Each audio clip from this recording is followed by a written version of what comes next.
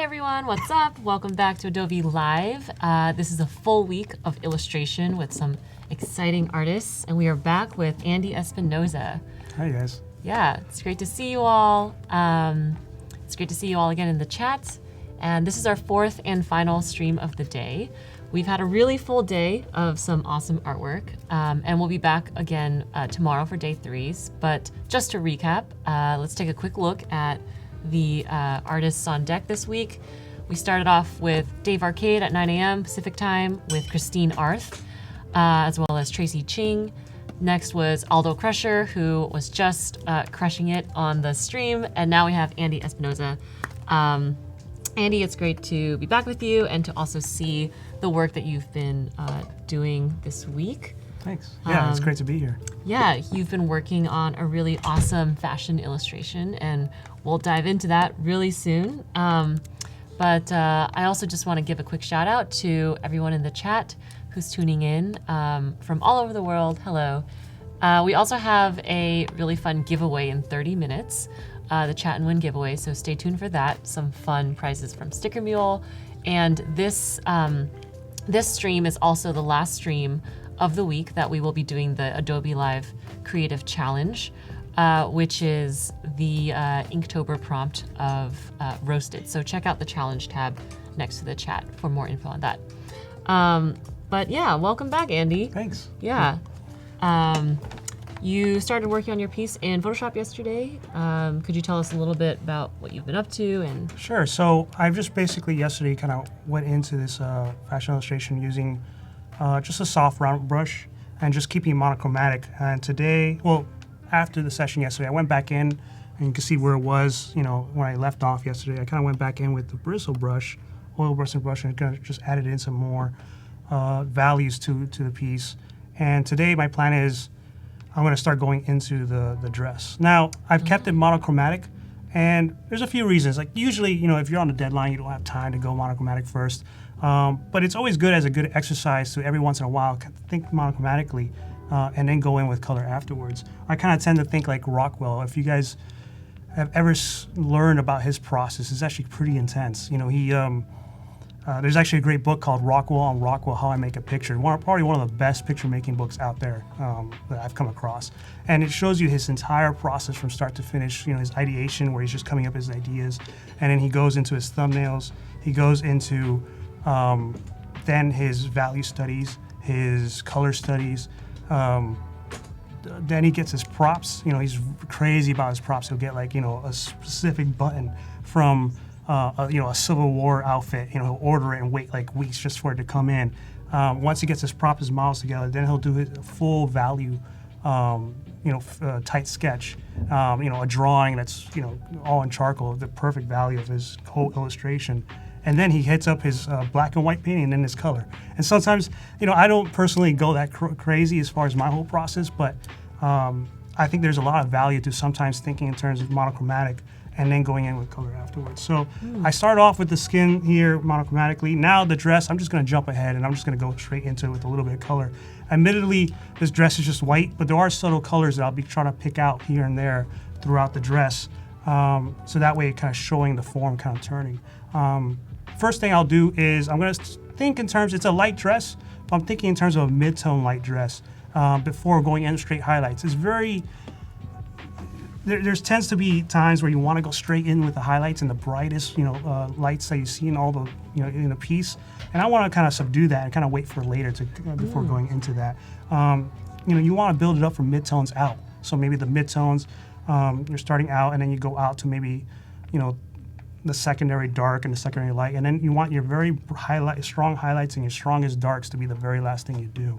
Kind of turn, you know, a very Sargent-esque type of way to think, but it really does help to, you could then judge your values just a little bit easier.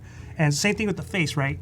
You know, you got a portrait, and you see all these highlights on the forehead, on the nose, on the lips, and on the chin, and you want to kind of actually just hold that so that you just have maybe one or two highlights like on the face, let's say like on the nose, the strongest, and maybe like on the forehead or maybe on the lips. And that way there isn't so much contrast everywhere, and you could just be very selective about where the eye goes. So I'm going to try to do that here with the dress now, and then I'll go back into the skin afterwards with color. There's actually no reason for that. I just feel like I want to jump into have some fun with the dress now. Nice. So here we go. I'm going to start using the. I'm going to stick with oils as far as brushes go. I'm going to stick with the bristle for right now, and let's get started. And so, just to clarify, you also had worked on this piece after the Right. stream Yeah. yesterday. So like I showed it right here. Like this is where I left off yesterday, and I was just using the soft round brush and just kind of getting the drawing done. Now the head was a little bit too wide, so I just adjusted it real quick and just made it a little bit thinner, just slightly. It's not really noticeable, but let's go back so you can see. Just that. Just made it slightly thinner and went back into the skin and just kind of put in a little bit tighter values in there. But still thinking in just 3 values: dark, mid-tone, and light. Keeping that separation and going from there. If you look at Howard Pyle, as far as what he would say, or even Harvey Dunn himself would say, if you could keep your values just the 2 values, like even just black and white, it's like probably one of the best pictures you can make. That's why comics are so strong. They read so well. 3 values is going to be a pretty good piece. 4 values, you're starting to lose it. At least that's what they would say. Just because it could kill like at 100 yards, you could really read it so well. And so I try to think of that as I try to keep my values just a little bit clearer to read. Let's go with. We're just going to go in here and just have some fun here. And for those who are just joining us today, you are working on a fashion illustration based off of this reference image. So, so I went, I've gone to, this particular image is about a show I went to last year in New York from Bridal Week. And so, every designer, not everyone, but for the most part, most of the designers do a New York fashion show with the runway, and then they have a bridal collection. And I've done both, and this one in particular, I just really like the pose and the colors that I'm seeing throughout. So I thought I would do the dress and the outfit, and then to kind of make up the background as I go. Cool. I'm also seeing Evan in the chat from Detroit shouting out Oh yeah. to everyone in Detroit. You are coming from Detroit. Yeah. That's where you're based. Yeah, I've been there for a couple years now. I teach at a couple classes at a school out there called College for Creative Studies. Sweet.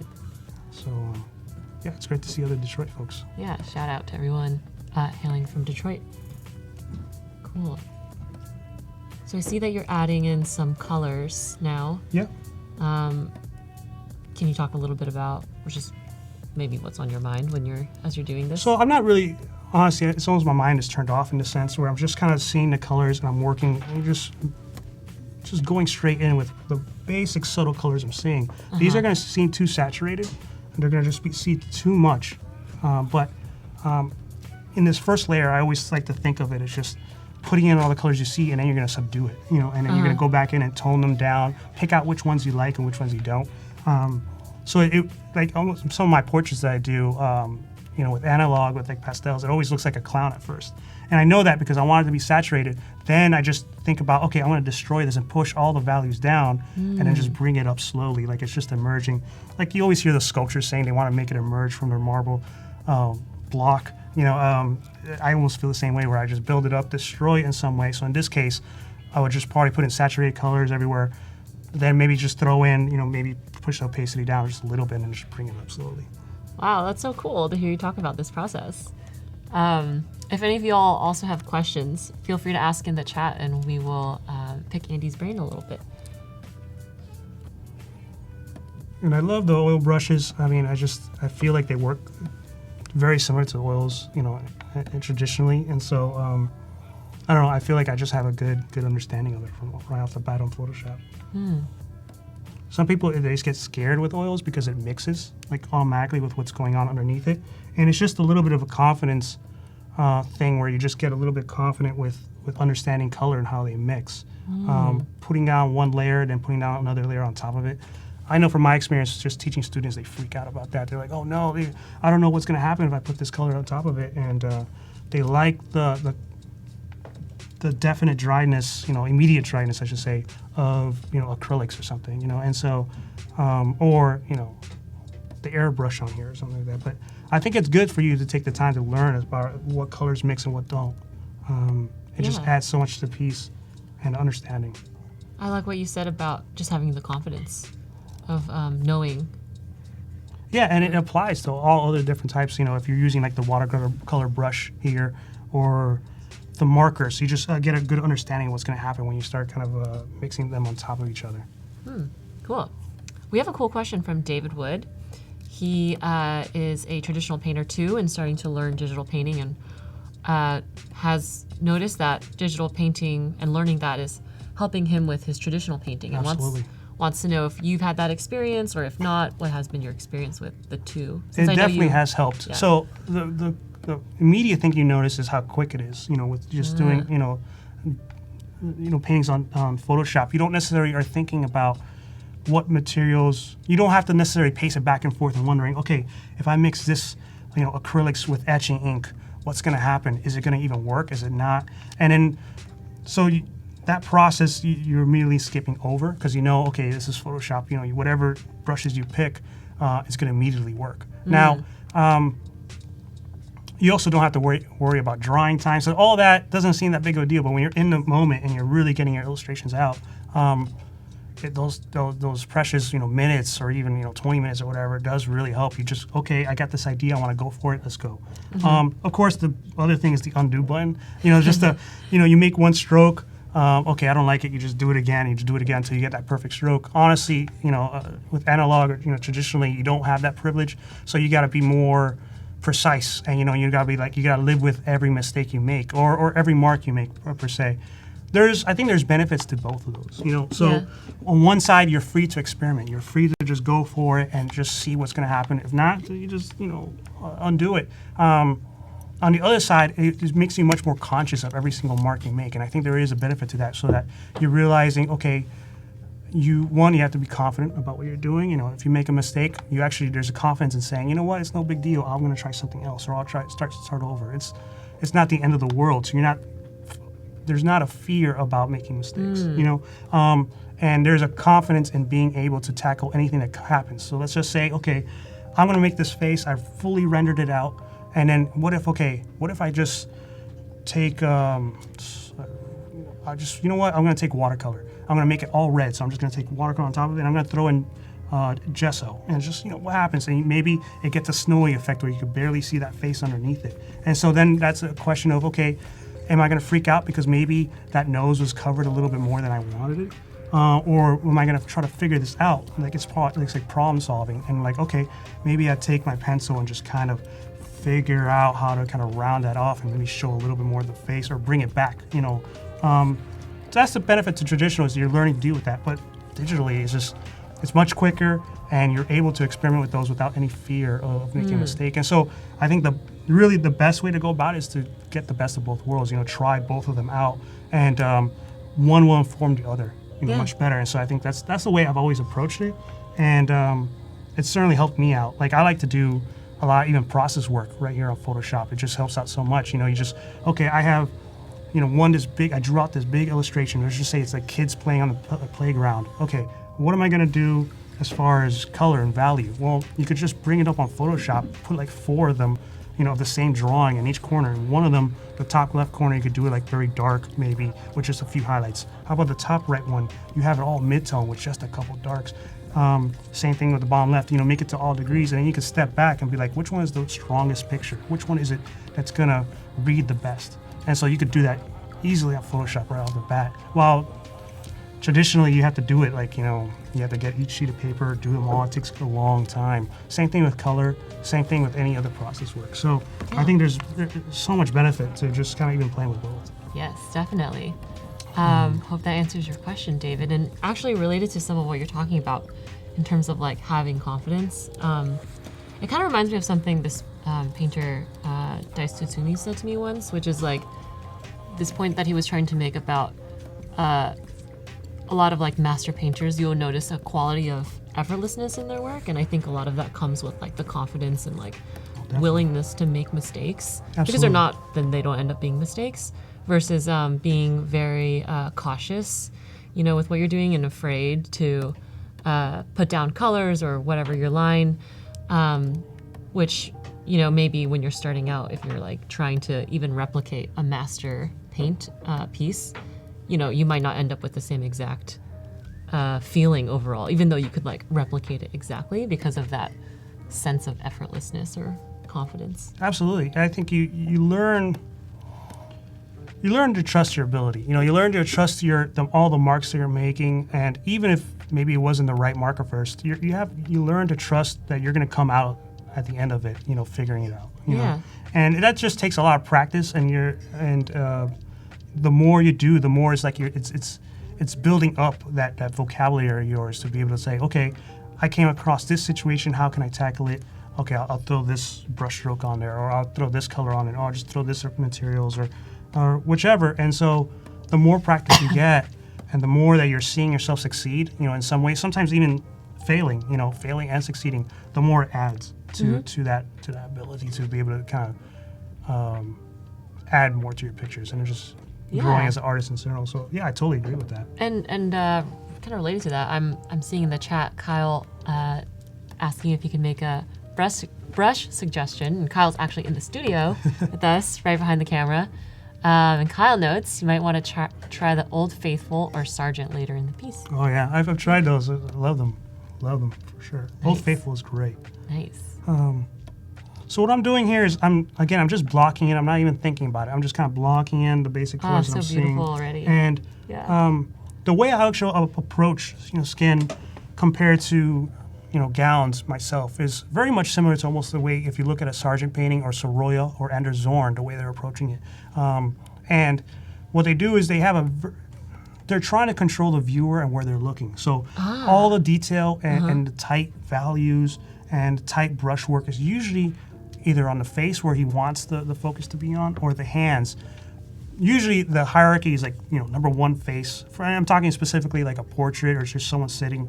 The face, number two in the hierarchy as far as the focus would be the hands, and then number three is usually the dress. And so the way he kind of makes you control to look on each part is, again, the tightness on the face, but the dress is actually extremely loose. So you'll see all the crazy brushwork and just looseness on the dress because it's not necessarily the focus. Like it's just like it's supporting the figure itself. And so that's why I'm going to keep this one. Even though I'm keeping it extra loose now, it's gonna remain in this way. I'm just gonna tighten up the values, and that way there's a nice contrast. Otherwise, think about it of if everything was super tight, as far as all the rendering, then it almost all has the same amount of focus. Like it's almost like someone holding several mirrors, and you have all these details in the mirrors. Your focus is going to be on those mirrors because of all that detail, as opposed to if you want that face to be number one.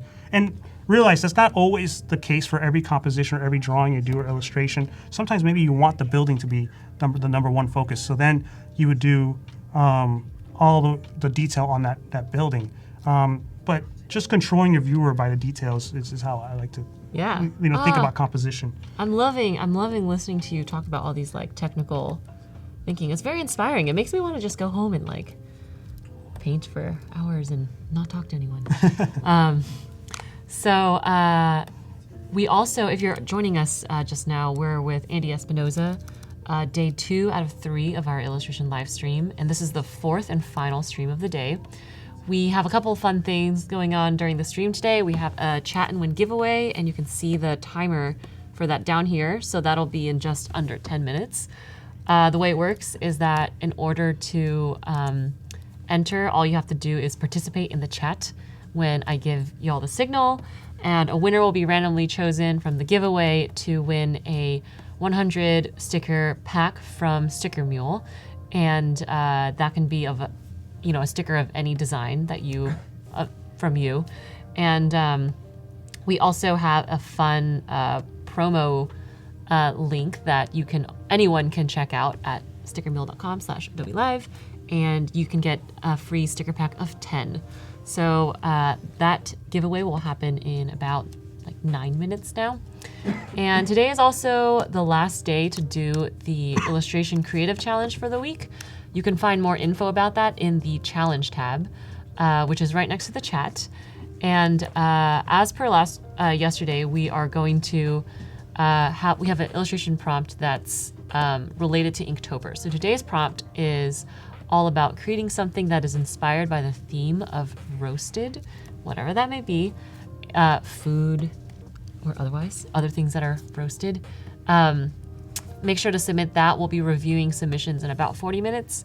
This is the last creative challenge of the week, and then tomorrow we'll have a portfolio review. So if you want your portfolio reviewed by Andy or any of the other artists, make sure to submit during their respective time slot. Sweet. And also, Andy has been walking us through his pretty interesting process for painting. So if you have any questions, things you're just curious about what he's up to, feel free to ask in the chat and we'll get your questions answered.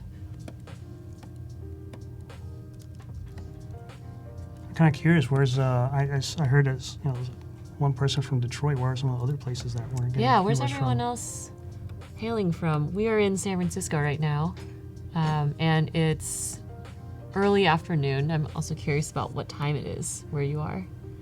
Is it in the morning? Are you like staying up all at night watching this illustration stream? Let us know where you guys are at.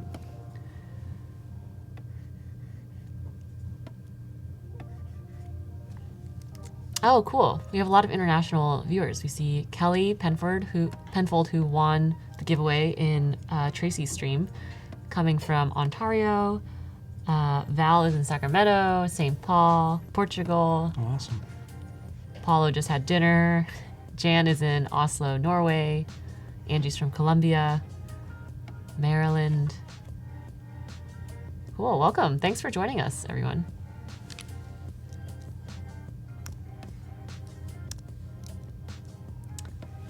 Related to what we were just talking about regarding having the confidence to just put down marks and colors and not be afraid to make cool mistakes. I noticed that you were doing everything on one layer, as opposed to like. It's just because I'm like I still think in terms of analog. I'm just so used to just like okay, it's all definite. But sometimes, in this case, I forgot to even add layers, and I could later on, maybe for the background. But yeah, it's just I'm so used to just working on a specific surface and nothing else. I just go for it.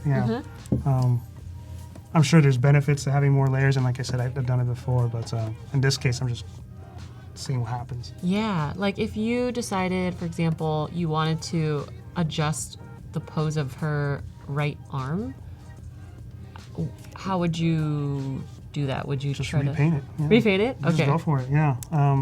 Especially digitally. I mean, you could just do it so quick. I don't understand what the issue would be. Again, I'm not.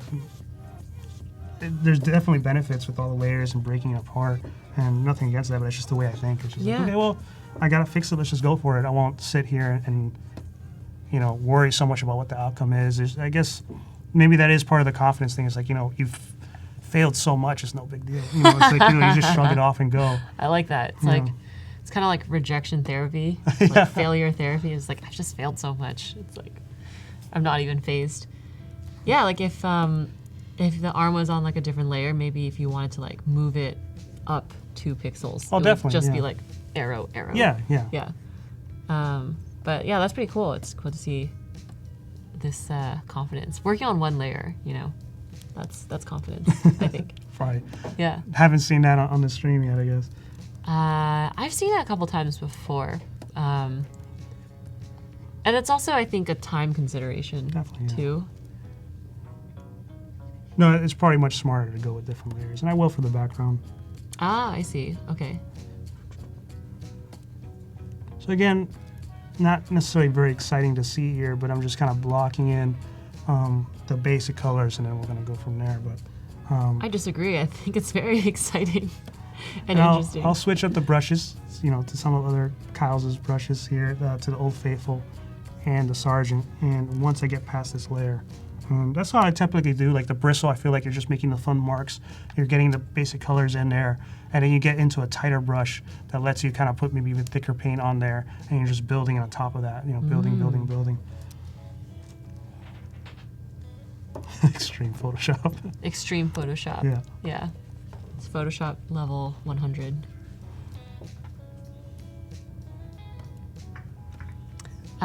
We also have the chat and win, which is going to come up in just under 4 minutes. The timer is right here, so right here on the bottom of the screen. So if you want the chance to win a free 100 sticker pack from Sticker Mule, make sure to stick around, and we'll do that really soon.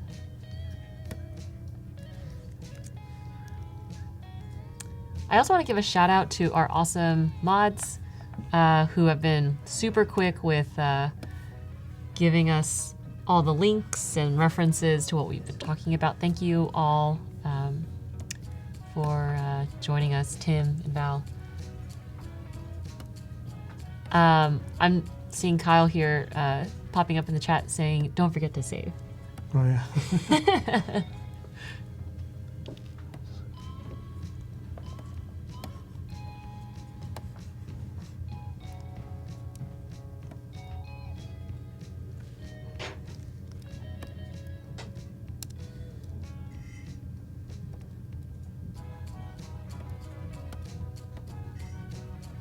Thanks to Jason for pointing out that my ears would have gone well with yesterday's vest. I enjoy being a cat, so yeah.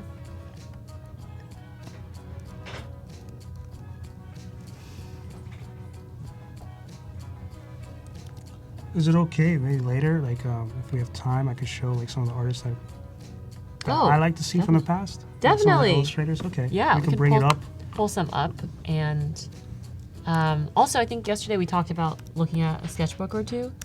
Yeah, I have one. I don't know how we could show it, but yeah, we could maybe kind of show some of the graphite portraits that I did. Yeah, I could. Is it in your backpack? Yeah. Oh, cool. Sweet.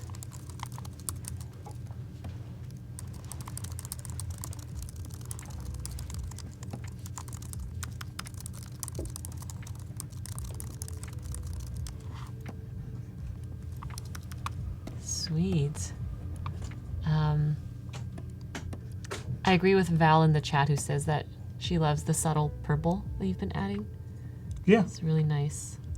And I like your how you're just like mixing these like colors, you know? These this like cool tone, Yeah, it's just- these warm colors. Again, I'm not really thinking too much about it. It's just blocking in the basic colors I'm seeing and just put it down. You know, there's no need to hesitate about it. And then you'll figure it out later, you know, Yeah. whether what's working, what's not. Yeah. And it looks like we just got a special delivery of your sketchbooks right next to you, so we could maybe show them. Okay. Yeah. Let me see right here.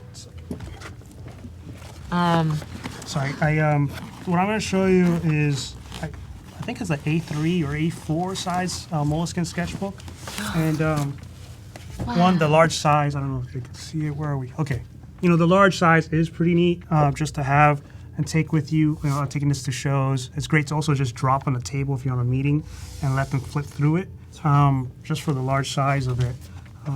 yeah. But here, I just mainly work with graphite on this sketchbook here, and I have like a stack of them at home. Also, I have like several sketchbooks that are just ink drawings. So like, you're just going in with a brush pen, and you have a fine point and a really fat brush pen, and you're forced to just think in black and white, almost comic book style. And so you can just break down the figure or just your composition, just those two values. It's a lot of fun. Like if you ever get the opportunity just to go to a figure model session or sitting at a cafe and just force yourself to just work with a brush pen and nothing else, it really, really kind of breaks everything down to just, the essential elements and shapes that you have to work with. Yeah. But a lot of fun. We all set up here? Yeah. Well, let's take a look. Oh, actually, before we jump into the sure. sketchbooks, it is that time for the chat and win. So let's do the giveaway, and then we have like a special treat in the form of these sketchbooks. So we're gonna cue a video, and then it'll start.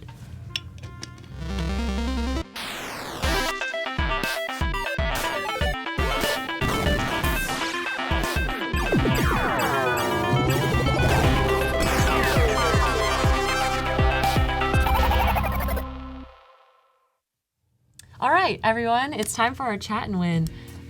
In order to participate, all you have to do is say something in the chat. So let's get some chat hype going. The winner gets a 100 sticker pack from Sticker Mule. So, yeah. This is also the last giveaway of the day.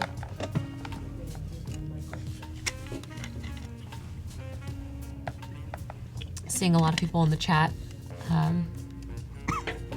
Congratulations to John Michael Santiago. You have won a 100 sticker pack from Sticker Mule. And for those who didn't win, don't worry. You can still get 10 free stickers by going to stickermule.com/Adobe Live. Sweet. And thank you to everyone for participating, and thank you to Sticker Mule. These free stickers. Awesome. So we're back with Andy, and we're going to take a quick look at some of Andy's sketchbooks in this gigantic moleskin notebook, which I'm curious about how you carry this around. So I got a book bag specifically that could fit this in there. I think this is like, what, 16 inches? Okay. And so like I would go to the stores. Yeah. I would go to the stores and just measure it out. Like, okay, what book bag could barely, fit this in? So I found one and you just squeeze it in there. And I always travel with like a sketchbook this size just for, other than drawing into, like it's helpful for like meetings or you're meeting someone and they're just, maybe to potentially collaborate or even just like, maybe model or I don't know, just anything. And so you just take this out and drop it on the table and just let them flip through it. And I think just having something tangible, in front of you, oftentimes you're meeting with folks that are not at all, in art or don't know anything about it. They just know that it's this mystical thing, that's what they think. And so if you just sit there and try to explain your idea, it'll be so abstract for them. Maybe it's sometimes hard. So this sketchbook isn't a good representation of that, but maybe you have a sketchbook that are kind of related to your ideas and you just kind of have your drawings in there. You just drop it on the table, let them flip through it, and it'll be a little bit easier for them to kind of see and understand. But otherwise, I always just draw on these for fun. So, in between making the larger pieces, in between, just to take a break, I'll just kind of draw on these with graphite or ink. And so these are all just basically, for the most part, graphite drawings. Cool. And ready? Are we going to show it? Yeah. Oh. Okay. Whoa. Yeah, that's a little messy there. So wow.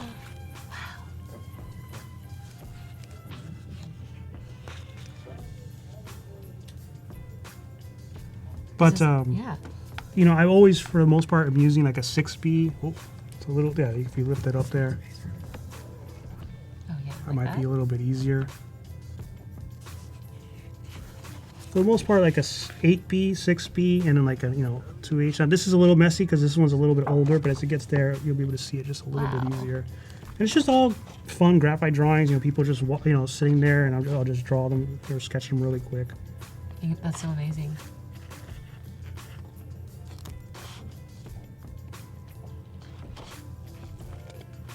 Sometimes I don't even fill the page. I'm just it's not necessarily anything that's. Oh wait.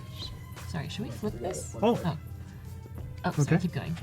It's not necessarily anything that I'm looking to do, any finished sketchbooks. Like, there's some people that are, like, really crazy about doing these beautiful works of art, like, on each page. And it's almost like two different mentalities, per se. I'm not one of those. I'm just like, I just want to do these for quick sketches. And I always have. And I always leave, like, my finished work for, like, the actual larger, more finished pieces. Well, these look amazing. Thanks. And again, I'm keeping it, the way I'm thinking about it is like I'm blocking in, the darks, the midtones, and then I just leave the light as the paper. And so I try to keep it that simple. And, almost just blocking in as I see it. So let's just say we got a dark, let's see if I can find a good example here.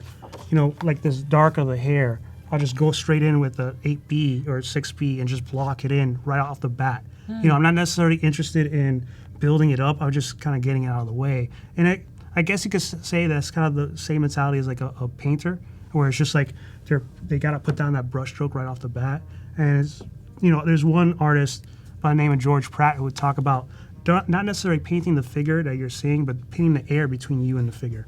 And it's almost like painting that environment and right off the bat from what you're looking at, as opposed to thinking about, oh, the tree should be green, so I'm going to put green on there, as opposed to looking at it away. Tim says, no way these aren't photos.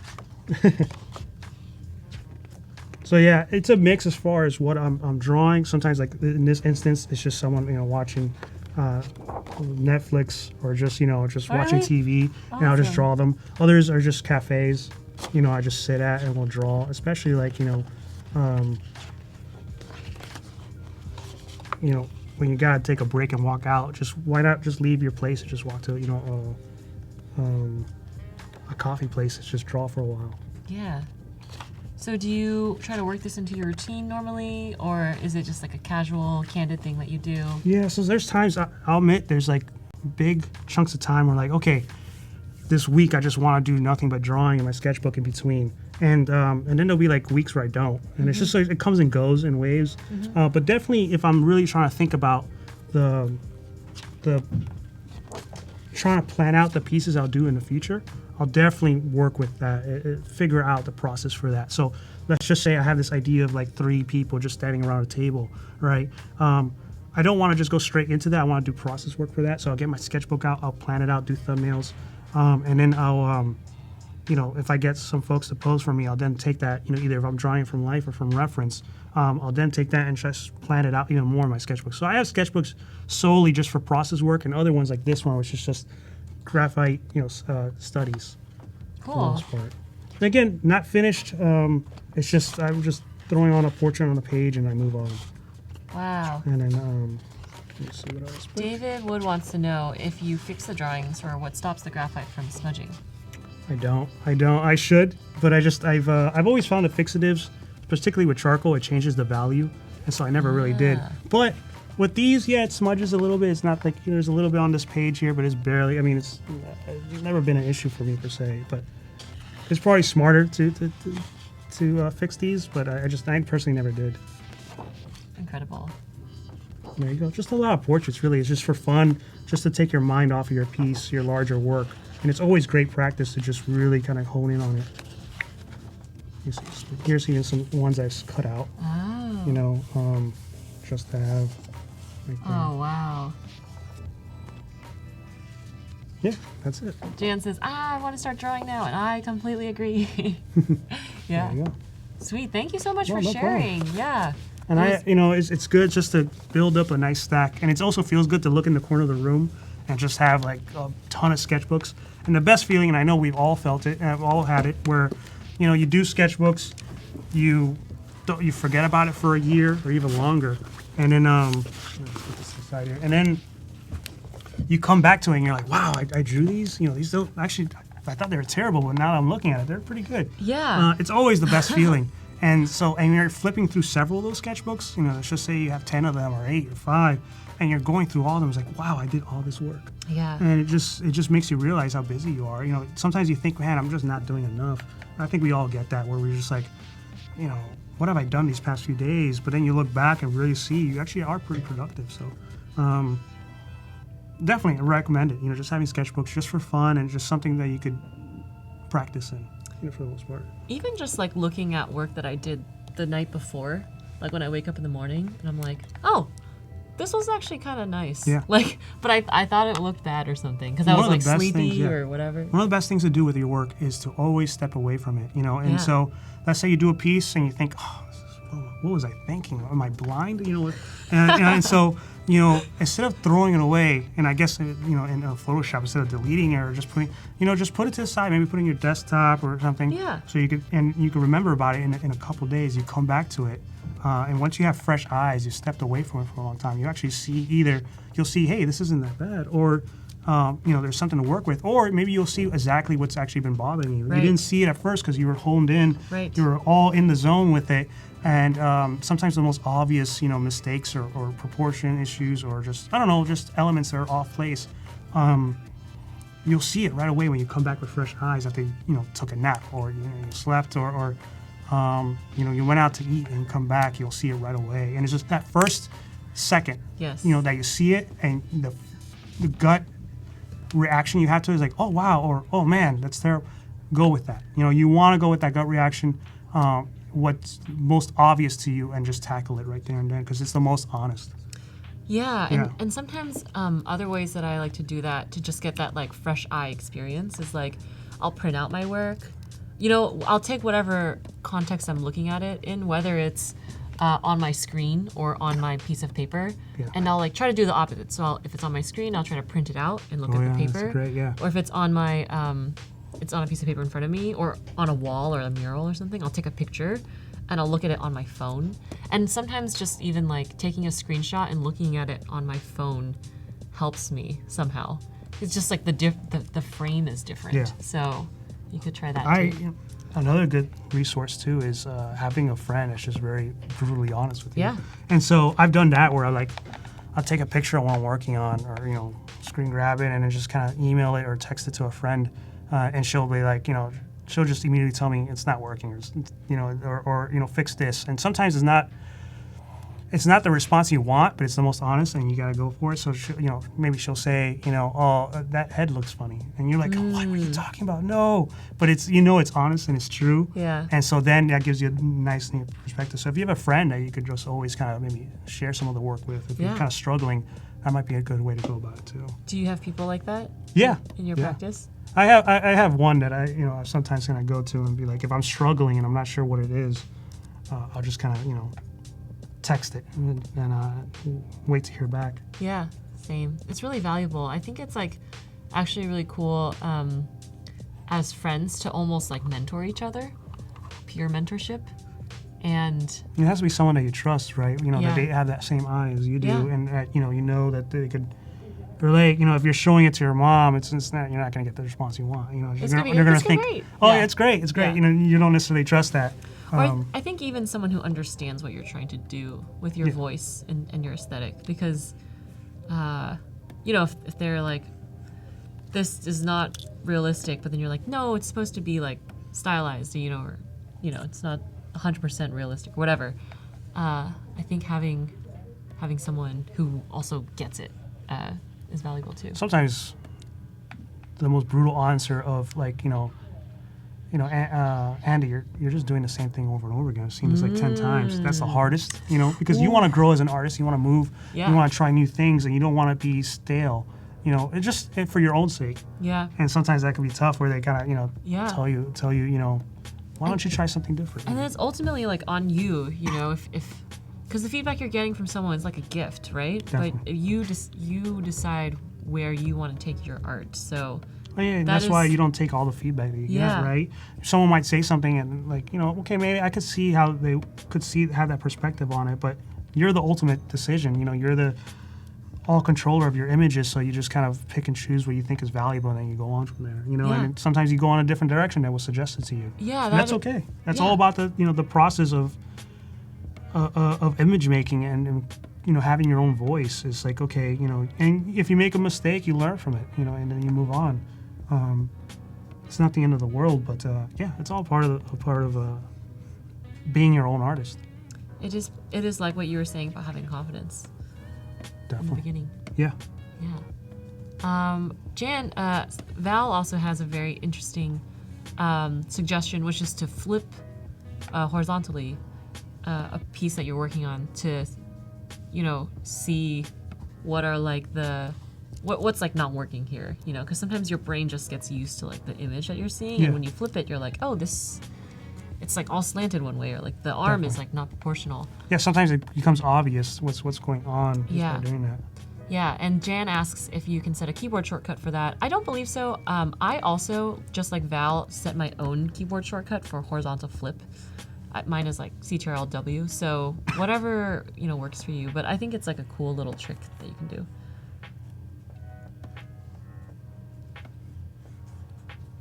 So just a couple more strokes here, and then I'll just change brushes. I have been admittedly using the same brush for a lot of this, and usually I will want to kind of change it up so that you have a lot of different marks, and they're not all repetitive. Maybe just being, talking and all that is taking my mind off of things, but you want to not, whether it's analog or digitally, you do want to switch up the size of the brushes. It's not all the same.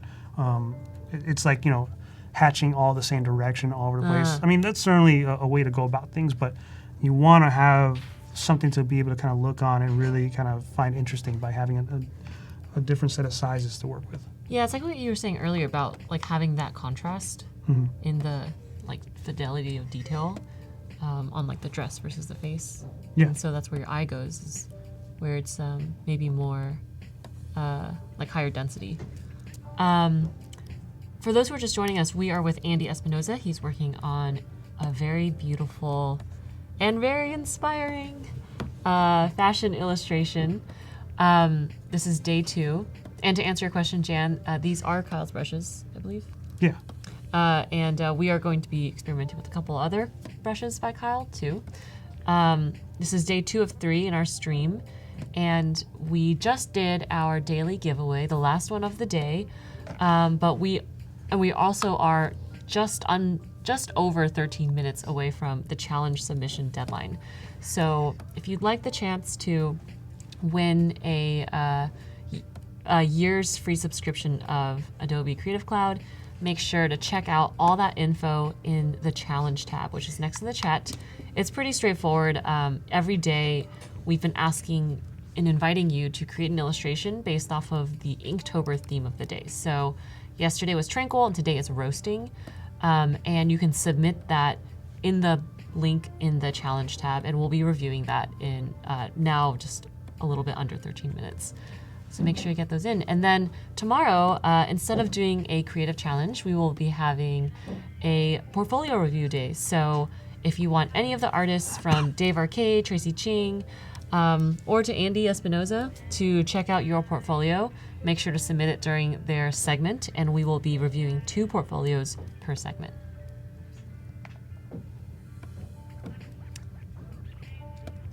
So again, I'm just building up here, and now I'm going to go in with different brushes and go in with thicker paint and really start getting in more definite strokes that I want in this dress. And admittedly, it's looking off now because I did the skin monochromatically, and I will go in with color with that. And also, we have a gray background, so it just seems, I guess the colors just seem very, very vibrant in some points, as opposed to the more white that was going on here. But I'm building it up, and then I'm still sticking for the most part midtones, and then I'm going to go in with lights and darks. Still haven't really gone in. I mean, there's a white here and a white there, but for the most part, I'm not necessarily thinking about highlights or anything like that. Another thing I would like to point out is edges, and admittedly, edges are probably a big difference between amateur and professional. It's like, I always hear people that are in the industry working, and I see like on Facebook, those put up a status. I just realized how big a difference edges makes for everything. And what I mean by that is soft and hard edges, where it's like maybe very sharp, razor sharp. There's even an artist who takes like a razor blade and dips it in pen to get that nice razor thin line. Or really getting soft edges where it's just like going into the background and you don't even see where it starts and ends. It's just really, really soft. I'm going to be tackling that when I get into the background because I don't want to necessarily worry about my edges. Like you see this line right here, I'm just going to point it out. This black line there, that's a hard edge. I'm going to get rid of that when I put it in the background. So I'm working on this dress, then I'll put it in the background, and then I'll put a brush stroke in between the background and that dress to make it go soft. It's something to think about later as far as edges. But if you're seeing these lines out here, these outlines, I won't have them. It was just an indicator for where do I want my basic drawing to go. But then I'll get some nice, soft, blurry edges in some parts, and then keep some hard. That's another tool for controlling the eye. Wherever it's very blurry and going off into the background, we're not going to necessarily focus on that. It's where it's nice and sharp. So let's say the nose is like really sharp edge, and then everything else is blurred out. Our eye is going to go straight into that nose, just because it's the sharpest thing on the picture. So again, another tool, value, line quality, sharp edges, detail as far as the skin and compared to a dress. All tools to try to move your eye around, the whole piece. Isn't this awesome? It's such great knowledge dropped. Like, yeah, thank you for sharing that. That's amazing. Cool. Yeah. Cool. So I'm about ready to start switching in just a couple minutes here, and then we'll get into another brush. I'll try to get through the dress, as quickly as I can, so that we can have fun with the skin. I'm sure everyone is interested in that. But to me, the fun part is the dress, because it's all so loose, and you're just playing with values and colors that are very subtle. I guess I like the best of both worlds. Just kind of going in there and just having fun with strokes. Jason says, "I feel like I owe money." Because of all the knowledge that you've been dropping. I feel the same.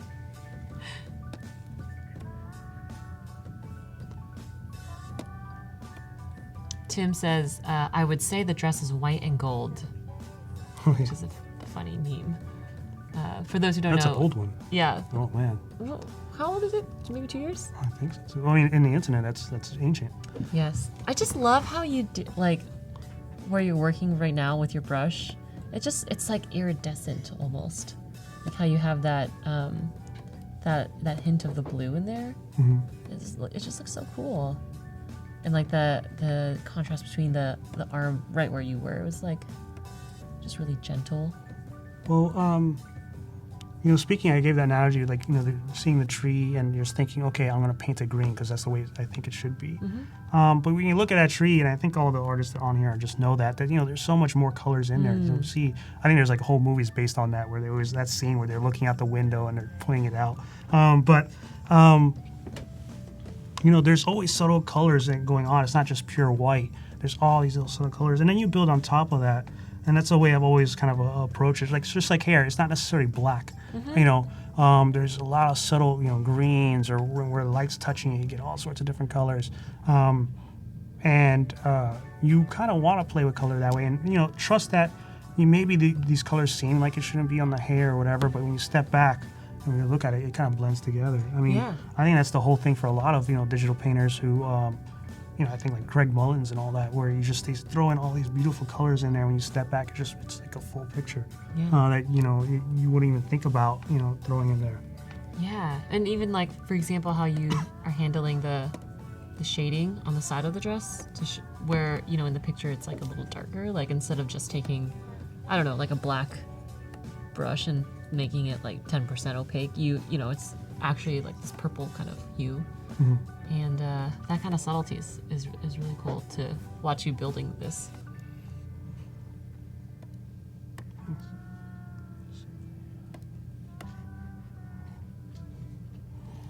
Let us know if you have any questions for Andy, and we will try to answer them. And I happen to think that value, I mean, there's a whole hierarchy, but I happen to think in terms of painting, you know, value is king to everything else. So I'm not necessarily, if you have your values, I'm talking about just how dark, you know, mid-tone and light everything is. If you have that all in the right place and you have your drawing right, you could honestly just throw in on almost any colors on there and it'll still work. It might look funky, you know, it might look weird, but it'll still work as a picture. Look at Robert Fawcett, right? The illustrator back in, I think, the 40s and 50s. He was actually colorblind. And, you know, he would do his inks and then throw on different colors on there. And then he'll, like, turn to his wife and be like, does this look okay? And they're like, yeah, well, okay, put it out there. And the colors, you know, maybe you get the warms and the cools on the right places sometimes, but otherwise it'll still work. Some of his Sherlock Holmes series drawings are just beautiful, but the colors are pretty out there sometimes. But it still works because value, all the value in the drawing was right. Right. So I always just see color as like, you know, a nice dessert for your meal. You know, it's just like, you know, okay, that's nice, but really it's your dinner that counts. And the dinner, this is a terrible analogy, but the dinner here is your, you know, their drawing and your values. So even the colors I'm throwing off on here, I could make this all sorts of different colors, but I still think it would still hold up in some degree if I just have the values right. I see. So in your analogy, colors are dessert. and That's then the fun part, right? We all love color. Foundational, nutritional part of your meal is your drawing and then your values as well. Kind of, they almost intersect with one another. Yeah. Cool. Take that for what it's worth. And just as a reminder, we have a little under 5 minutes until the challenge submission. Make sure if you want the chance to win a 1-year subscription to Creative Cloud that you submit. All the info's in the challenge tab. And the winners will all be announced during tomorrow's 9 a.m. Pacific Time stream with Dave Arcade and Christine Arth.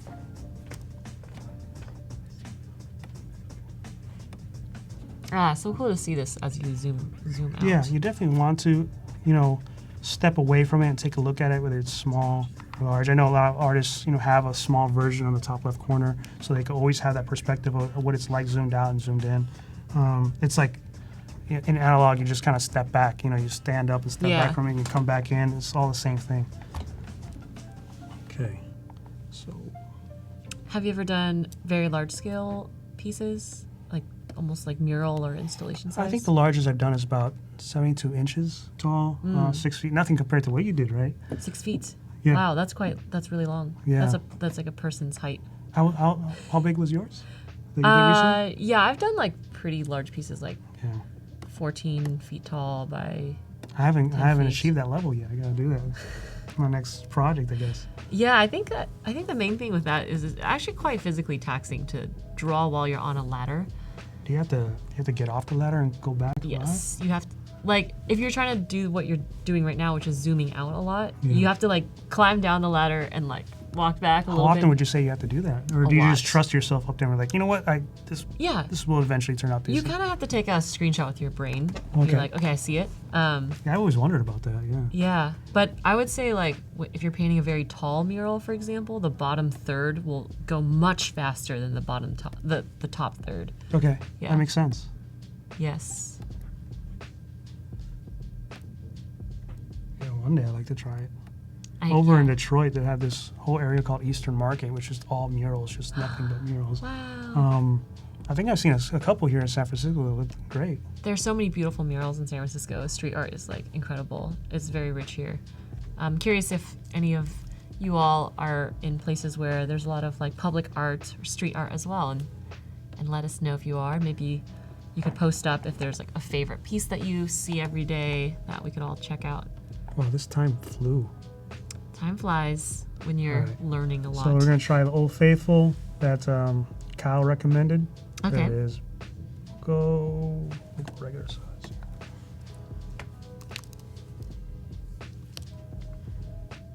The colorista says, we have a lot of street art here, and where are you coming from? Let us know.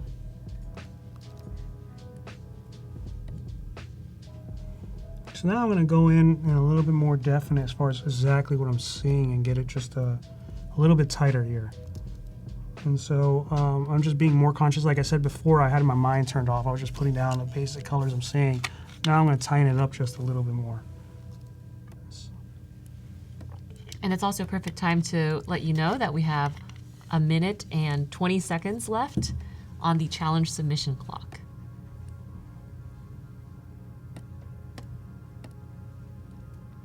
Paul wants to know, do you lay warms over cools or cools over warms or a mix of the two? Just a mix of the two, yeah. Yeah. Yeah, I don't think there's any kind of definite rule for me for that, as far as which way I'm kind of applying those. I'm still thinking more in terms of value, just trying to get that right value and the right color down at this point in this next layer here. I mean, it's just colors mixing, and so like you get a confidence with that, you know what's going to be the outcome as far as what those colors do. Oh, what's the name of this brush? Oh, Old Faithful. Oh, I think I use this brush a lot. It's a lot of fun. So that's what Kyle recommended, so I'm going to go with Yes, Kyle. I use it a lot. I rename all my brushes, Oh, yeah? and they're always like funny, like favorite chalk or That's good, yeah. lovely pastel-y pastel. I should do that. I don't know why yeah. I do this. How's your file names? I try How to many be, how many finals do you have? Do you have like final 1, final 2, final 3, something like that? I try to be organized with my folders so Oh. that I can be like unorganized within the final child Right. folder. Yeah. Jan says Andy's Behance is so impressive. The pieces look so vintage and delicate. Well, thank you. Yes. And it looks like our challenge submission is over. So the final pieces will have been submitted, and we will be taking a look very shortly.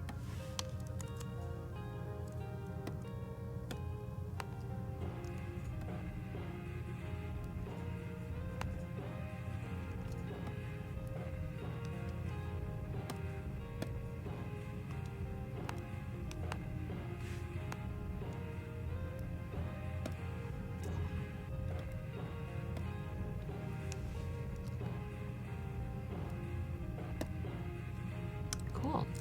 So now we've got the submissions up Oh, nice. that we're going to review, and the theme of the day was roasted. So people just interpreted what roasted meant to them, and this is from Ricky.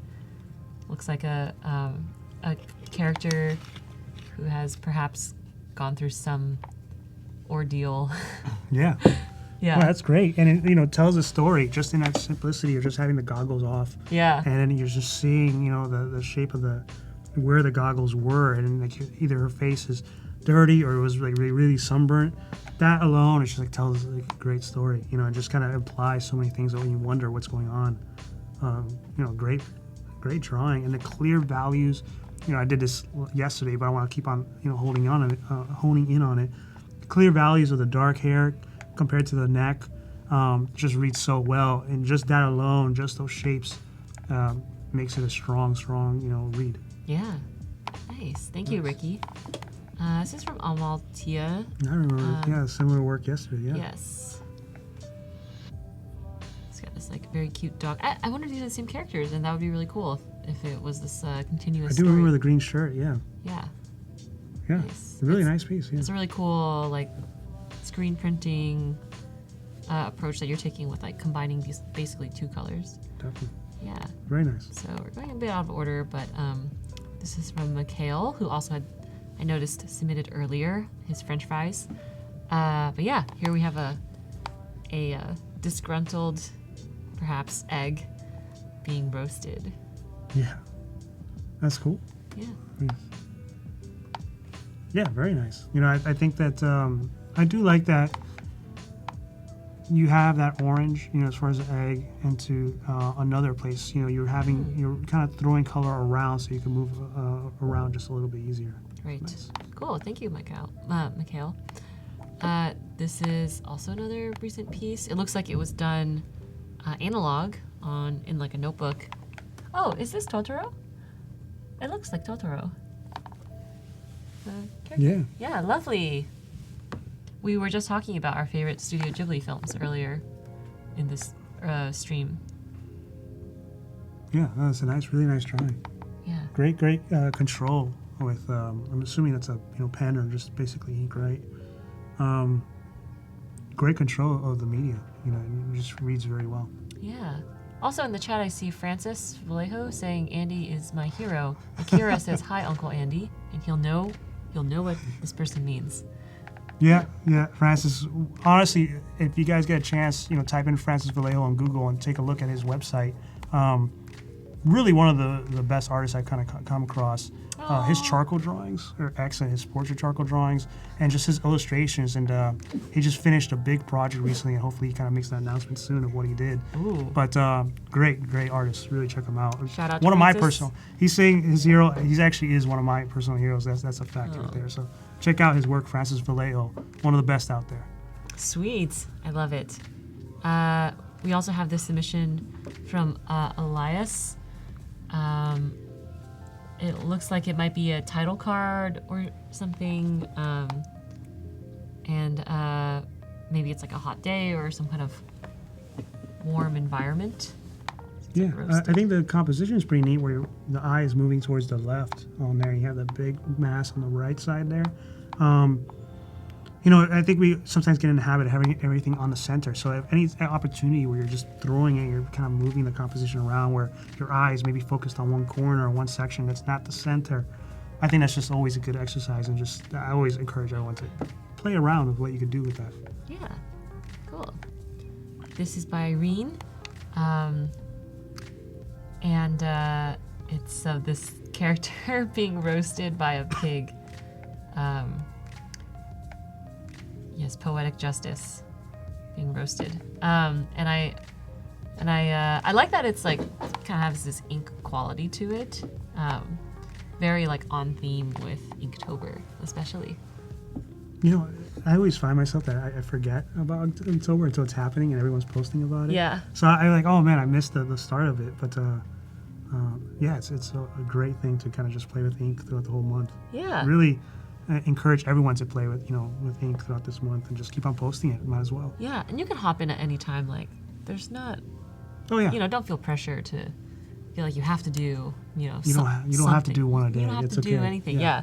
You can jump in and jump out. But it's fun to see the work, being shared online. Yeah, definitely. Yeah. Very nice. Cool. This is by Zhao, if I'm pronouncing your name correctly, and it's a very bright and colorful and perhaps even psychedelic type treatment of the word roasted and background. Yeah, cool. I like that. You got the warms on the top and the bottom, and you're kind of isolating them, and then you got the cool, colors. Very subtle in the middle there. Pretty neat separation of those colors. The temperature. Yeah. I think we're potentially getting into, previous streams, but this was also really cool by Bianca. Yeah, it's neat. Yeah, roasted. Really trippy, actually. Cool. It makes you stop and have to really kind of study it to understand what's going on. Yes. Sometimes there's pieces out there that are very, striking, and that you could read it almost right off the bat, and others that are more inviting, and they want you to kind of study them just a little bit more. So I think this is one good example of that. Yeah. Cool. And then these are some of the images from the previous streams. So thank you to everyone for submitting. And also thank you to Andy for reviewing some of these submissions. It's cool to see. It's cool to imagine, like, this is like dozens of hours of creative power, here in this like little collection. So I'd encourage you to look through these as well on your own if you'd like. And the winner will be announced during the 9 a.m. Pacific Time stream with Dave Arcade and Christine Arth. So be sure to tune in then to see if you have won, and if the winners will receive 1 year's free subscription from Adobe Creative Cloud. And tomorrow, instead of there being a daily challenge, we are going to do portfolio reviews. The way that works is you just want to show up to the stream of the artist that you want to submit for. You can submit for multiple artists too. And so if you want Andy to look at your portfolio, be sure to come at this time. We'll be selecting 2 portfolios to look at, and we'll review some of the pieces in your book. So yeah. So that's really exciting. It's like free portfolio review. It's I look forward to it. Should how many pieces should they be submitting for that? So the way it works is you just submit a link to your portfolio. Oh, okay. Yeah. And we will usually just take a look at a couple of the projects. Great. Yeah. I like to scroll around in the portfolio and also just look at the presentation of the portfolio in itself. So if it's like, wait, why is there's 7 consistent projects and 1 random photography project, in this illustration portfolio. Why maybe have a different section for that? So I think it's equally a time to think about how you're presenting your work too. So cool. Yeah. Yeah, I'm excited. Looking forward to it. Yeah. Awesome. And also tomorrow is the third and final day for the illustration stream. So we'll also be seeing all of the artists finishing up their pieces. We've got Andy Espinoza right now working on his fashion piece, but in the morning we can also take a quick look at the schedule. In the morning we have Dave Arcade back with Christine Arth. Next after that we'll have Tracy Ching with me, Alice Lee, and then Aldo Crusher back with Christine Arth, and then finally to wrap up the entire week, Andy Espinoza back with me again tomorrow. So thank you for tuning in as well, and just watching these artists and asking your questions.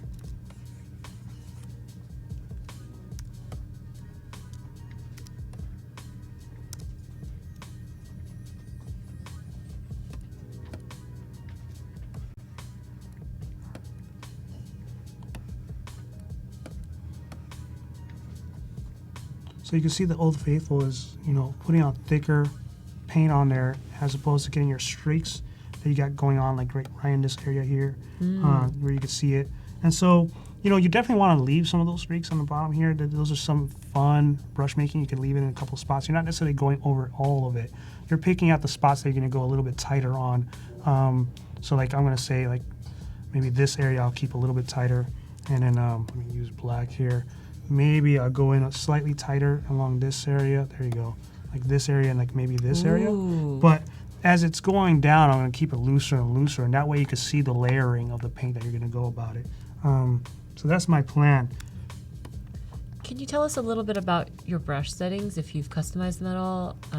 There's a bunch of different settings up here with the wetness and flow? Sometimes I will, play with the flow and the wetness. If I feel like I want it to be a little bit tighter, or even a little bit softer. It depends on the situation. Sometimes I'll just keep it to these default settings and just kind of work with that. It's almost like a limiting thing where you're not so. Sometimes being constrained, really kind of helps out. Yeah. And so you're just like, okay, I'm just going to figure this out. If you're on a tight deadline, I can understand, like, you just want to get it done right away. But sometimes I like that process of, fighting, the materials that you got going on and, struggling through it and finding your way there. And you learn from it. But like I said, for the most part, I just kind of keep it there and just play it by ear. Mm.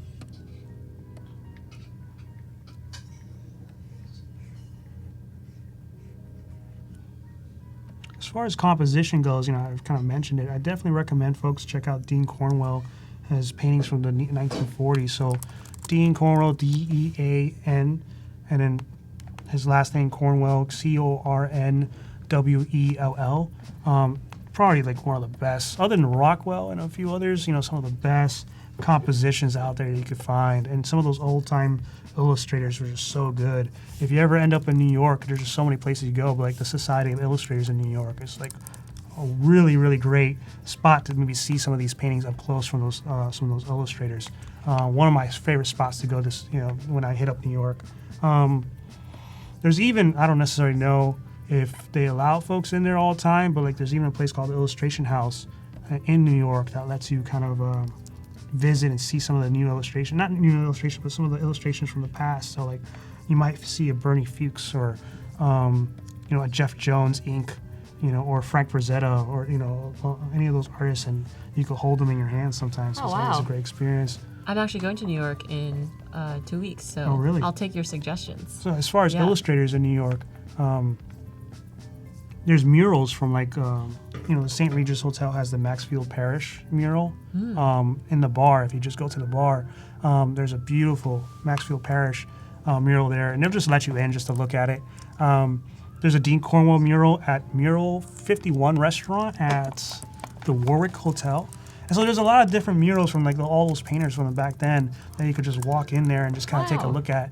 And they'll just let you in there. Howard Chandler Christie at Café des Artistes, some French, name. But yes. you go in there and there's like beautiful murals he did back in the 20s or 30s.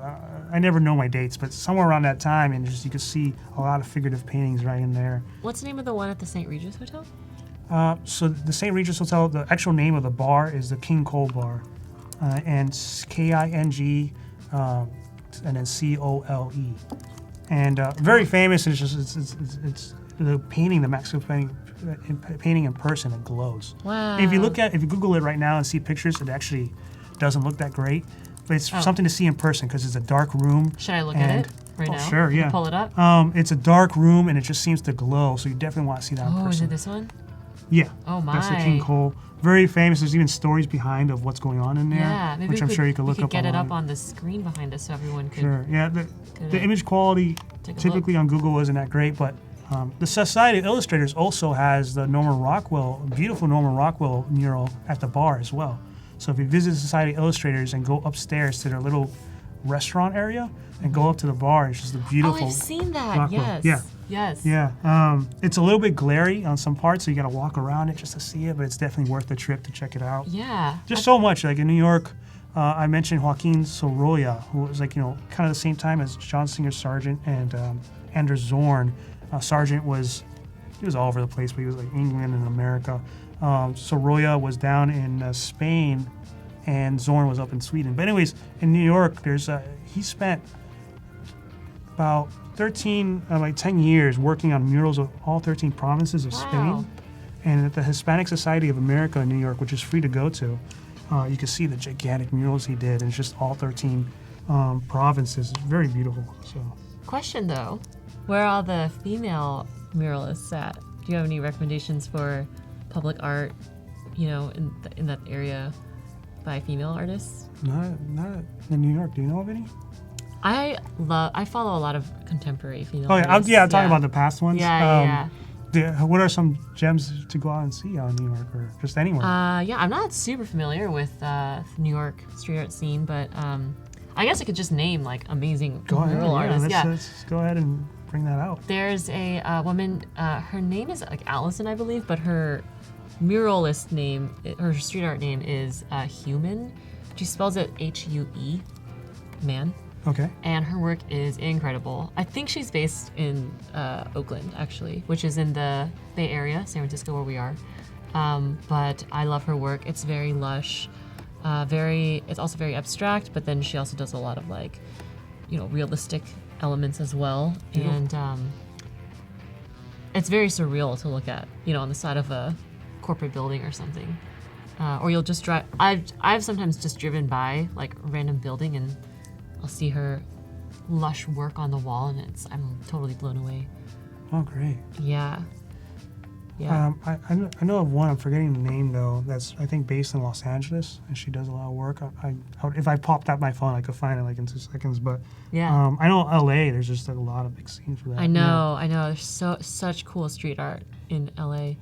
In New York, there's really cool Yuko Shimizu mural. I'm actually not sure if it's still there, but I remember seeing it a couple years back. It's like the word yes that's like lettered as a gigantic octopus arm under a bridge. Is really, really cool.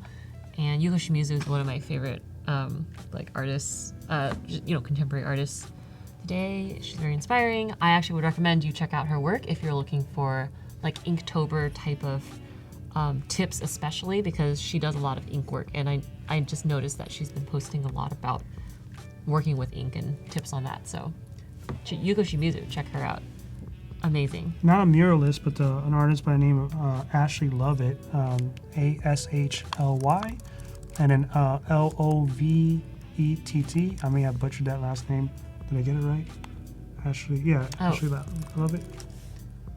Oh, wow. She likes to work with a lot of new pastels. Not a muralist, but great, pieces in new pastel that she likes to do. Yes. I think she's having a show out in Los Angeles, not too far from here. Amazing. Yeah, there's also let's just show all the artists. Yeah, we're just gonna talk about our favorite artists because I'm all about like sharing the work of like people I admire and just like love so much. I think I think there should be a lot of time where you spend just kind of building a vocabulary as far as what other artists have done, and just so you could see like, okay, what is possible. Yeah.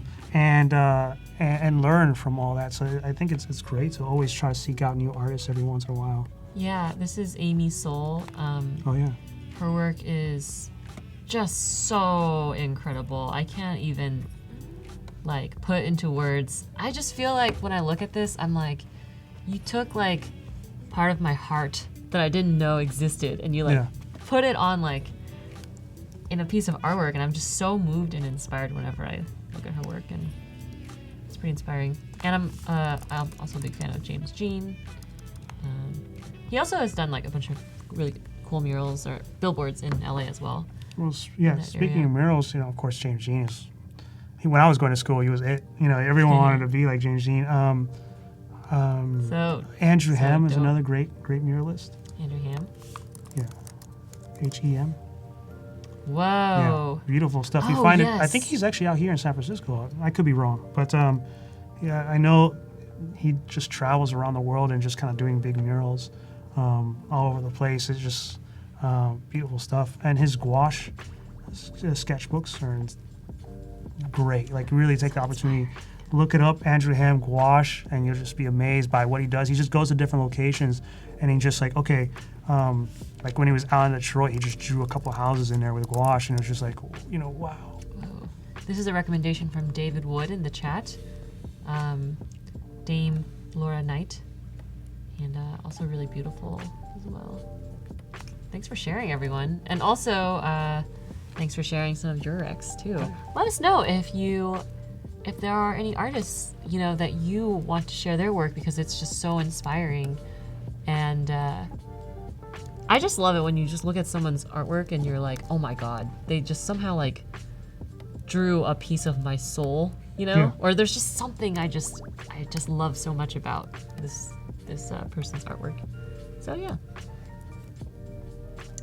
So we're almost at the end of today's streams. It went by real quick. Yeah, we've got about 5 minutes left.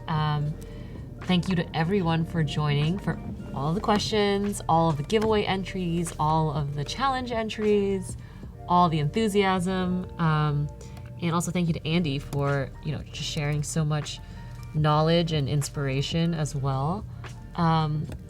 It's been really cool to see your piece evolve, and perhaps you could just do a quick little recap of what you've done today and what you're looking forward to doing. So I admittedly spent a little bit longer than I expected on this dress, but just started with color, basically going in there with, what was it I was using? The bristle brush, and just kind of blocking in, just kind of strokes of colors. Now I'm going in there, I was using the Old Faithful to kind of tighten up, this whole middle section along here. And now, just because you gotta make Kyle happy, I went in with the Sergeant brush, and now I would even go in a little bit tighter in some of these areas. I'm still leaving some of these bottom sections kind of nice and loose. I'm gonna get rid of some of these darks when I go into the background. And so next, tomorrow, I was gonna say next class. Tomorrow, Next class. I'm gonna go into the skin really quickly and then block in the background and then really play with the edges along, this dress. And that's, I think, really the fun part is like how you get some of them to get really soft and flowing into maybe like, if I have flowers in here, how it kind of flows into one another. And you can make those fun final marks at that point. Yes. This is almost, I always feel like it's just a build-up to get to that point. So to get a build-up to make it worthy of making that one stroke, in a couple spots.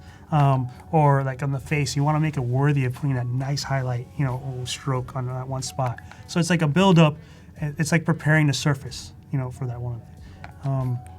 The meal to get to the dessert. The meal to get to the dessert. Yeah. But the dessert is so tasty. Yeah. Yes. So. I think it's funny that you're about to say like next class. Yeah. Professor Andy, yes, dropping some knowledge. And also thank you for sharing with us your sketchbook. It's really cool to see how you just candidly like to draw. Yeah. It's highly recommended. Just go to your coffee shop or just draw on the side. Don't always be so honed in on your piece. Sometimes you gotta take a break and just kind of sketch away just to kind of loosen up a bit and to practice. Actually, I'm curious, what are you doing right now with outlining the rightmost edge, which is this black edge? I wasn't even really paying attention. I think it was just because I saw that I wanted a contrast between that light dress and something to be dark. But that's really something I would do with the dark, with the background. Like this dress is light, and so when I get into the background, I want something to contrast against it. So I'll probably we'll figure it out together, but I'm thinking like this will be a dark shape just to pop this light out. Got it. In some fashion. So I think that was just a little mental note for me to say, okay, I'll get that dark in there to contrast it. It's like related to what you were saying about the contrast and the values, basically. Yeah. Yeah. Sometimes the simplest light against dark is the simplest way to just kind of really put your focus on that object, that light object against a dark background. It might seem oversimplified, but it's sometimes the simplest ways are the best. Yeah. To compose it. Yeah. So we are just about done wrapping up this segment. We are on day 2 out of 3, so tomorrow will be our final day of our illustration week of live stream. But we have a really exciting schedule with the 4 artists that we have as guests this week, starting with Dave Arcade in the morning with Christine Arth, followed by Tracy Ching, and then Aldo Crusher, and then finally, but certainly not least, Andy Espinoza. And tomorrow, instead of doing a creative challenge, we will do a portfolio review. So make sure if you want to submit something or even see other people get critiqued with their work, that you tune in during those segments. And it's been really fun to chat with all of you. So thanks again for joining. Thanks, Andy. Also, thanks, Adobe, for doing this. Yeah, thanks for having me. Yeah, thank you, Adobe. And we'll see you tomorrow.